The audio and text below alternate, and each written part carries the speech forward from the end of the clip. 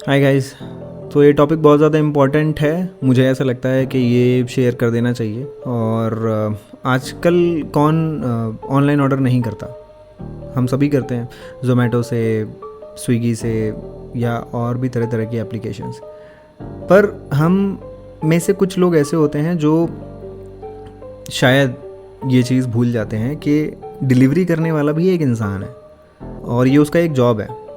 हम सुबह से लेकर शाम तक अपनी जॉब में इतने ज़्यादा परेशान रहते हैं, कभी बॉस की डांट से, कभी किसी एम्प्लॉय के मिसबिहेव से, कभी सैलरी ना मिलने के टेंशन से, सैलरी लेट मिलने के टेंशन से, इंक्रीमेंट ना होने के टेंशन से, या फिर प्रोजेक्ट टाइम पे सबमिट ना होने के टेंशन से। तो मतलब डिफरेंट तरीके की परेशानियां हमारे दिमाग में घूमती रहती हैं।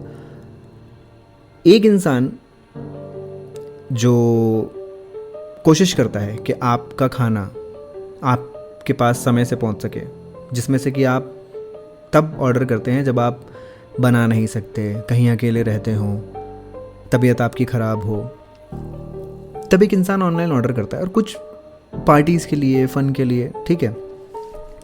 सो मेरा ये कहना है कि जिस तरीके से आपकी जॉब है, आप जॉब करते हो और परेशानियों को झेलते हो, उसी तरीके से ये डिलीवरी बॉयज़ होते हैं। क्योंकि कुछ टाइम पहले मेरे साथ एक इंसिडेंट हुआ था और मुझे तभी ये पता चला कि कितना ज़्यादा हम सोचते नहीं हैं कंप्लेंट करने से पहले। मतलब ठीक है, अगर किसी राइडर ने, किसी डिलीवरी बॉय ने मिसबिहेव किया है, ऑब्वियसली बिल्कुल कंप्लेंट करनी चाहिए। पर अगर आपका खाना ख़राब है और किसी को कंप्लेंट नहीं करनी आती, तो जाओ पहले चैट जीपीटी है, गूगल है, उससे सीख लो।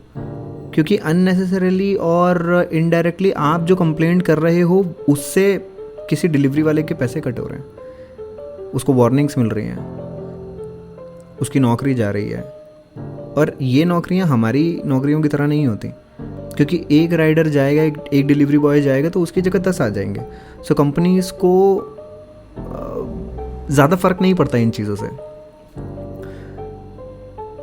जितनी बार भी आपके घर पे कोई डिलीवरी बॉय आया होगा और डिलीवरी करने के बाद उसने आपको बोला होगा कि सर रेटिंग कर देना, तो वो जो रेटिंग है, एक तरीके से जो आपको साल में इंक्रीमेंट मिलता है एक बार आपके पूरी साल की मेहनत के लिए, इनको वो चीज़ हर रोज़ कमानी पड़ती है। हम तो साल के एंड में, आखिरी के महीने में जा कर के अपने बॉस की थोड़ी सी लल्लो चप्पो करके, थोड़ी सी और मेहनत करके अपनी इंक्रीमेंट अच्छा कर लेते हैं, सैलरी हमारी बढ़ जाती है।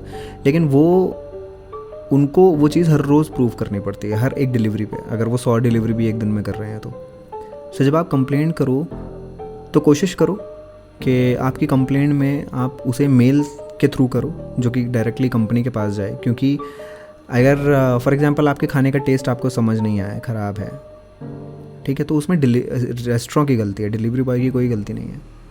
दूसरा, बहुत लोग डिलीवरी बॉयज़ के साथ मिसबिहेव करते हैं, जो कि बिल्कुल भी सही नहीं है। यार, आप लोग बाहर जाकर के जो खाना 200 रुपये में खा सकते हो, वही खाना सेम आप 400 रुपये में अपने घर मंगा रहे हो, ठीक है। तो इसका मतलब आपकी माली हालत ठीक है, आपकी जेब ठीक है। तो अगर आप इतना सब कुछ कर सकते हो, तो उस 200 रुपये में जो आदमी 50 रुपये कमा रहा है, आप उसके साथ तो रिस्पेक्ट से बात कर सकते हो ना। क्योंकि कई लोगों को मैंने देखा है कि वो किसी राइडर को, जिसके साथ वो बाइक पे बैठ कर के जा रहे हैं, चाहे वो रैपिडो हो, चाहे वो उबर हो, या फिर वो जिससे खाना मंगा रहे हैं, सो उनको आप खैर पानी तक नहीं पूछ सकते, लेकिन तमीज़ के 2 बोल तो बोल सकते हो। उनकी नौकरी आपके एक छोटे से, जो आप सो कॉल्ड फीडबैक जिसे कहते हो कि I was just giving a feedback, तो वो सिर्फ फीडबैक नहीं है भाई, वो उनके लिए एक टर्मिनेशन लेटर हो सकता है, जो ऑन द स्पॉट उन्हें मिल सकता है भाई।